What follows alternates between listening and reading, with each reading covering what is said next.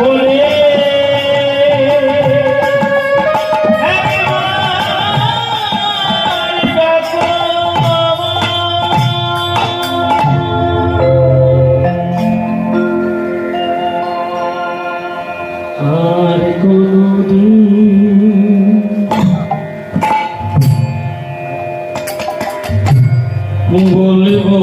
না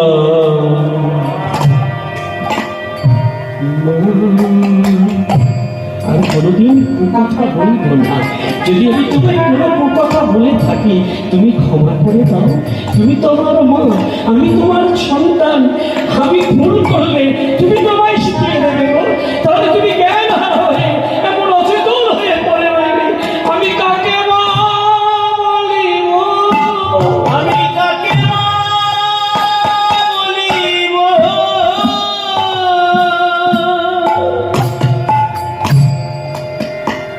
আমার কে ভয় আছে?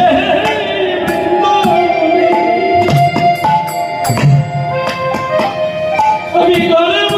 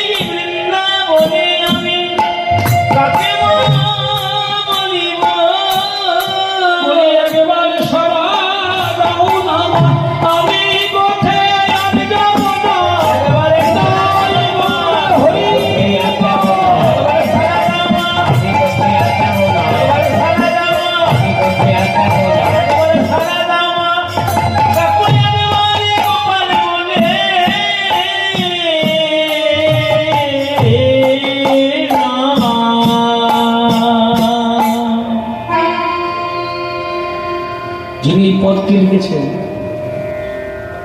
যে গান আমরা আস্বাদন করছি, যে বৈষ্ণব কথা বলি, তিনি বিপ্রদাস ঘোষ, যিনি কলম দিয়েছেন।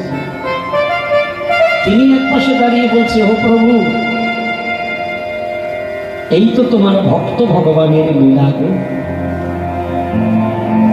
ভগবান আজ ভক্তের চরণ তলে বসে নয়নের জলে কাঁদছে। তুমি যে ভগবান এটা তোমার মা জানে না। তুমি যে গরু বাছুর নিয়ে বনে গিয়ে ফিরে আসতে পারো এটা তোমার মা জানে না। তোমার মা ভেবেছে ছেলে আমার ছোট, বনের মধ্যে যাবে, কোনো বিপদ হবে, কিন্তু তোমার যে কোনো বিপদ হবে না এটা তো মা জানে না। কারণ তুমি সৃষ্টিকর্তা, তুমি বিশ্বের কর্তা, তুমি মায়েরও কর্তা, জগতেরও কর্তা। এটা সবাই মানলেও মা তো জানে না। মা জানে কে? তুমি তার ছেলে। বাৎসল্য প্রেম, বাৎসল্য প্রেম, মায়ের সঙ্গে ভগবানের যে লীলা ওটাকে বাৎসল্য প্রেম বলে। এই দেখুন, এখান থেকে এরপরে আমি যে কথাগুলো বলবো ওই কথাগুলো হবে সব সখ্য রসের কথা। অর্থাৎ বন্ধুর সঙ্গে যে প্রেম, বন্ধুর সঙ্গে যে ভালোবাসা, সেই কথাগুলো হচ্ছে সখা সখ্য ভাব।